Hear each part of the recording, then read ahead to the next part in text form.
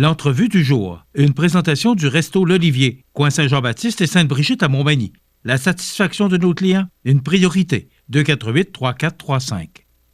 Le Resto L'Olivier vous offre les meilleures pâtes en ville. Fruits de mer, grillades, menu du jour et quoi encore. Les déjeuners sont à l'honneur tous les samedis et dimanches à partir de 8h30. Fermé le lundi, le Resto L'Olivier à Montmagny, coin Saint-Jean-Baptiste et Sainte-Brigitte. 248-3435. Alors, notre prochaine invitée, c'est Mme Lise Cloutier, qui est présidente de la fabrique Saint-Pierre de la Rivière-du-Sud. Mme Cloutier, bonjour. Bonjour, M. Montminy. Merci d'être là. Ça fait longtemps que je vais vous avoir. Bien, ça me fait très plaisir d'être ici ce matin. Ça prenait une petite tempête, là, mais c'est pas bien grave. Oui, c'est ça. J'ai été... M. Saint-Pierre, c'est pas assez loin pour ça. Hein? C'est ça, mais quand il vente, il vente. Oui. Madame Cloutier, je vous ai invité aujourd'hui parce que je voulais parler. Le 18 janvier 2021, il y a un communiqué de presse qui a été émis. La fabrique et la municipalité de Saint-Pierre de la Rivière-du-Sud sont heureuses d'annoncer qu'elles ont reçu conjointement un soutien financier de la part du Conseil du patrimoine religieux du Québec pour le programme visant la requalification des lieux de culte excédentaires patrimoniaux. Que c'est que ça veut dire tout ça? Oui, qu'est-ce que ça veut dire? Je vais faire une courte histoire, comme je vous avais dit tout à l'heure. Vers 2018, on a commencé à penser qu'il faudrait peut-être transformer notre Église, parce que c'est sûr que nous, on vit de la générosité des gens. Donc, comme il y a moins de personnes qui pratiquent, c'est sûr que les fonds diminuent. Comme bien d'autres églises partout au Québec. Vous avez tout à fait raison, comme bien d'autres églises. Donc, on s'est dit, qu'est-ce qu'on pourrait faire avec notre Église? C'est là que quelqu'un nous a dit, mais la MRC pourrait vous aider. Alors là, on est embarqué dans une belle aventure avec la MRC de Montmagny. Puis je veux souligner aussi le travail d'Emmanuel Leblanc qui travaille avec nous, puis qui est vraiment une perle, c'est une jeune professionnelle très compétente qui nous apporte un bon soutien. Alors là, en janvier 2020, justement, ces gens-là de la MRC ont préparé une rencontre paroissienne où les gens, justement, toutes les tables, les ateliers étaient bien présentés et les gens devaient s'exprimer sur différents attraits de Saint-Pierre ou différentes possibilités. Alors, à la suite de ça, il y a eu un rapport aussi qui a été apporté. Et puis, c'est sûr que la grande question, c'était, est-ce que vous êtes intéressé qu'on transforme votre Église? Alors, c'est sûr que... Et ça, c'est la question. Parce qu'on sait comment, particulièrement, et toutes les municipalités sont comme ça, les petites municipalités, l'attachement pour leur Église. Absolument. Comment ça a été reçu, Mme Cloutier? Ça a été bien reçu. Surtout, on a une Église de 235 ans. Vous savez que c'est la 3e de Saint-Pierre. On voit d'ailleurs. Oui. C'est la 3e Église de Saint-Pierre. Les deux premières étaient du côté nord de la rivière, une en 1713, une vers 1750. Et celle-là, elle a commencé à être construite en 1784. Qu'est-ce qui est arrivé avec les deux autres? Les deux autres, il y en a une qui était trop vieille, on l'a transformée, puis l'autre, je pense qu'on l'a débâtie, où il y a eu même un feu à un moment donné. Là, je pourrais vous préciser ça un petit peu plus longtemps, mais ce qui est arrivé, c'est que pour le culte, c'était difficile pour les gens du Sud de pratiquer leur culte, surtout l'hiver. C'est-à-dire l'hiver, ça pouvait aller sur la glace, mais surtout l'été, il n'y avait pas de lien pour traverser. Alors, il y a eu toute une histoire autour de ça qui fait qu'il y a un évêque qui a décidé que ce serait du côté sud de la rivière. Alors, ça modifiait toute la structure paroissiale qui s'était installée au nord de la rivière. Alors là, l'Église s'est installée du côté sud. Alors, c'est ça, dans l'histoire, on peut lire qu'il y a eu quand même des différends entre le nord et le sud aussi à ce moment-là, parce que les gens tenaient beaucoup à leur Église. Je suis surpris. Vous êtes surpris? Non, parce que c'est souvent ce qui arrivait dans ces petites municipalités. Oui. Alors, vous n'avez pas fait exception? Non, c'est ça. Alors, l'Église s'est installée, puis elle a toujours continué, cette Église-là, elle a toujours continué de s'améliorer, toujours en harmonie. C'est ce que j'aime de cette Église-là. Moi, je suis née à Saint-Pierre, donc tout ce qui s'appelle sacrement, je les ai vécus dans cette Église-là, la pratique aussi. Mais je reviens à la consultation. Alors, la consultation a fait que les gens étaient intéressés à vouloir conserver leur Église. Mais là, comment on fait ça? Ça, c'est une autre affaire. On ne peut pas faire ça n'importe comment. Parce que c'est sûr que, surtout, notre Église, en 1972, elle a été classée monument historique.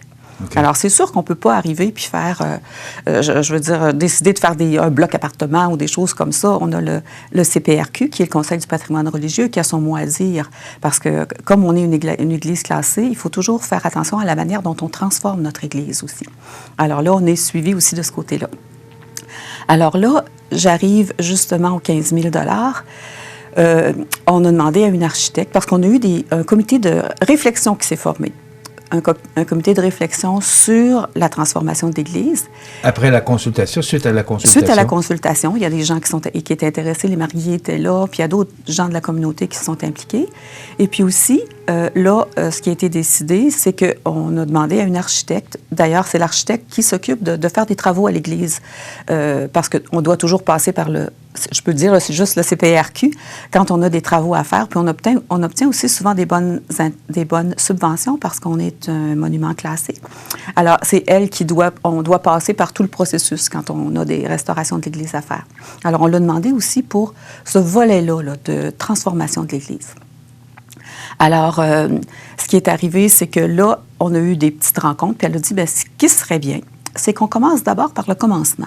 Le commencement, c'était qu'on connaisse bien les proportions ou l'architecture de notre Église, et puis qu'on connaisse encore plus son histoire. On s'est rendu compte qu'il y a bien des gens à travers le temps qui ont parlé de l'Église, puis on l'a mis dans le contexte et tout ça. Alors là, il y a j'arrive aux 15 000 $. Il y a une compagnie proposée par Marie-Josée Deschênes, qui est l'architecte. Cette compagnie-là, c'est ISCAN, qui font des plans en 3 dimensions. Parce que les plans qui étaient de l'intérieur n'étaient pas nécessairement assez justes là, pour pouvoir, si on veut vraiment définir l'Église comme il faut. Puis s'il y a des transformations, bien, quand on a les vraies mesures, puis ce qui est plaisant en 3 dimensions, c'est que ça peut bouger aussi. Mais ça se voit mieux aussi. C'est plus facile à voir en 3 dimensions. Absolument. Alors, l'intérieur et l'extérieur de l'Église ont été faits. Ça, c'est complété. Et puis là, ça doit commencer prochainement, mais avec tout ce qui se passe, ça va peut-être être difficile. C'est pas un organisme, mais une entreprise qui s'appelle Patrie Arche. J'imagine que c'est patrimoine et architecture. Et puis, ce groupe d'expertise-là travaille beaucoup sur l'histoire de l'Église, toute son histoire, son patrimoine, son côté architectural, artistique et même paysager. Alors, il y a vraiment, ils vont aller dans toutes les facettes de l'Église.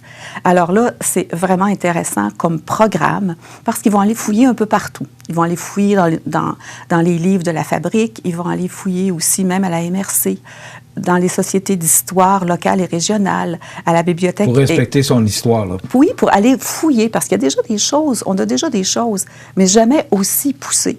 Voir dans l'histoire de l'Église toutes les transformations qu'il y a eu. C'était au niveau architectural, puis pour voir si c'était vraiment respecté selon le temps qu'on a fait ces travaux-là. Alors, c'est pour ça que ça devient comme intéressant d'aller fouiller plus loin. Parce que c'est sûr qu'on sait des choses, là. Quand on fait des visites, on est capable d'exprimer des choses. Puis on a aussi une collection de vases sacrés. Et l'été prochain, pour le 375e, on va faire aussi une exposition de vêtements liturgiques. On a aussi une belle collection de vêtements liturgiques. Donc, on a commencé à travailler sur cette collection-là dernièrement. Alors, c'est pour ça que pour que ce soit possible, faire une exposition, c'est plus facile que de se retrouver de faire un spectacle, si on veut. Alors, l'été prochain, pour le 375e, cette exposition-là sera en place. Alors, c'est tout ça. C'est vraiment d'aller repartir de la base pour que la base soit solide, pour qu'on puisse arriver puis dire, bien là, avec les mesures qu'on a, avec l'histoire qu'on a, avec les capacités qu'on a, la possibilité aussi au niveau du patrimoine religieux de respecter tout ça. Puis on a aussi, puis ça c'est très intéressant, le Conseil du patrimoine religieux organise à chaque vendredi, c'est déjà depuis avant les fêtes que c'est commencé, chaque vendredi, il y a un webinaire, justement, soit au niveau financier, au niveau légal, à différents niveaux, même au niveau paysager. Puis il y a aussi des projets incubateurs. Nous, on entre dans un projet incubateur parce qu'on a commencé un processus pour transformer notre Église. On n'est pas encore passé pour expliquer le projet. Mais les gens qui ont déjà commencé expliquent la manière dont c'est commencé, comment ils se sont pris, comment ça a été transformé, quelles consultations qu'ils ont fait. Donc, ça nous rejoint vraiment. Puis ça, c'est à tous les vendredis matins en Zoom. Mais vous devez avoir des échéanciers, parce que vous disiez tout à l'heure, bon, il y a moins de gens qui vont à l'église, puis en plus, avec la pandémie, il n'y a plus d'office. Est-ce que vous avez les reins assez solides, les fonds financiers, pour être capable d'attendre, parce que c'est long, tout ce processus-là. Là. Oui. Est-ce que vous avez un plan? Bien, là, le plan, oui, c'est-à-dire qu'on en a structuré un plan. Là, c'est sûr qu'il faut attendre Patriarche, parce que là, ils sont supposés venir nous rencontrer, puis après ça, commencer toutes les recherches. Ça devait être terminé, cette phase-là, au mois d'avril. Mais comme on sait bien que ces gens-là ne pourront pas nécessairement faire immédiatement toutes ces recherches-là, peut-être aussi, là, si on est en orange. Alors, de ce côté-là, on s'était dit qu'en avril, le ISCAN, puis les recherches de patriarches pourraient être complétées. Alors ça, ensuite de ça, on va continuer de discuter sur ce qu'on fait. Il y a des gens qui ont présenté des projets, un projet, là, ou des projets. Alors, ça, il faut aussi attendre, parce que ça faisait partie des discussions qu'on a eues un petit peu avant les fêtes aussi. Alors, ces gens-là, une fois que ça va être décidé, là, pour l'instant, je ne peux rien dire, mais lorsqu'on va avoir pas mal décidé de ce que va être, de ce que pourra être notre Église, à ce moment-là, on va faire une consultation auprès de la population, parce que cette Église-là leur appartient aussi. Est-ce que ça va demeurer un lieu de culte? Pour l'instant, oui. Une salle communautaire ou quoi? Ça, on ne peut pas le dire encore. Parce que quand on voit notre Église et qu'on voit ces 235 ans, c'est sûr que dans notre cœur, on souhaiterait que ça reste comme ça. Là. Bien oui. Mais il reste que c'est sûr qu'il y a certaines contraintes, mais je ne peux pas en parler encore parce que j'aimerais mieux, surtout là, je suis à la télévision, je ne veux pas qu'on dise hey, ça va être une salle municipale ou quelque chose comme ça. Ça, je ne peux pas en parler encore parce qu'on est encore à travailler puis à peaufiner le projet. Quand on aura terminé la base, on va pouvoir savoir exactement qu'est-ce qui pourra être fait dans notre Église. Mais jusqu'à maintenant, ça augure bien, mais je ne vous le dirai pas. OK. Tout de suite. On est juste les deux, Mme Cloutier. Oui, je le sais.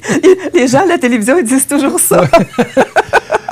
Mme Cloutier, c'est un gros projet. Je vous sens enthousiaste de parler de ce projet-là, parce que je vois que ça vous tient à cœur.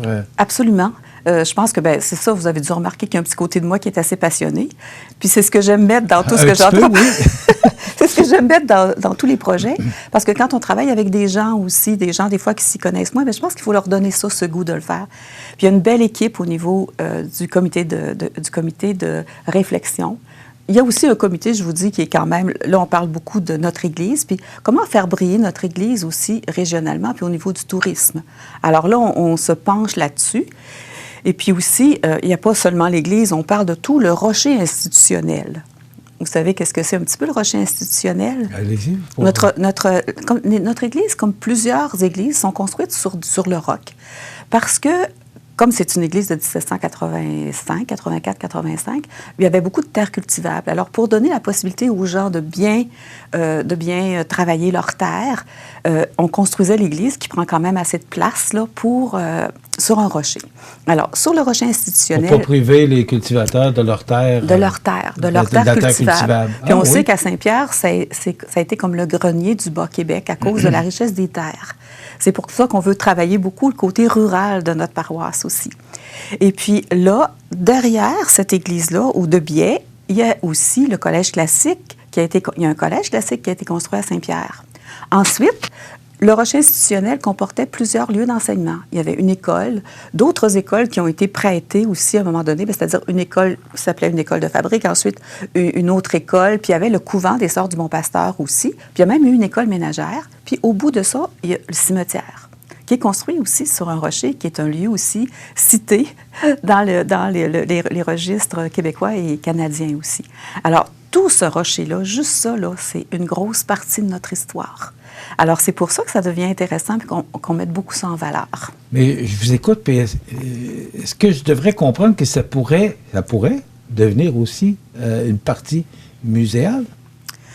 Peut-être, oui, parce que c'est ça, là. Ce qui arrive, parce qu'il doit y avoir de beaux souvenirs là-dedans. Il reste le collège classique, mais le couvent a brûlé en 64 ou 68. Le couvent a brûlé, il n'est plus là. Les écoles, disons qu'il n'y en a plus. Il y a le presbytère derrière, qui a été construit en 1923. On a encore une vieille grange aussi, qui faisait partie sur les terrains de la fabrique. Mais quand on s'en va au cimetière, qui est vraiment magnifique, là, qui est classé parmi les 5 premiers au Québec, d'après M. Jean Simard, qui a travaillé beaucoup sur les cimetières. Alors, on a vraiment de belles choses. Puis, c'est ça aussi. Je pense que notre but, c'est de bien connaître notre paroisse avec l'étude qui va être faite, de bien connaître cette église-là, puis tout cet environnement-là. Ensuite de ça, de reconnaître aussi, à force de voir une église, à force d'être dedans, souvent, elle est belle, mais les gens n'ont plus le même regard. Donc, avec cette histoire-là, on veut que les gens changent le regard, puis apprécient, puis développent leur fierté à partir de ça. Et s'approprient leur Église. Se l'approprient comme lieu de culte, mais se l'approprient comme richesse patrimoniale et historique aussi. Est-ce que les gens sont conscients, Mme Cloutier?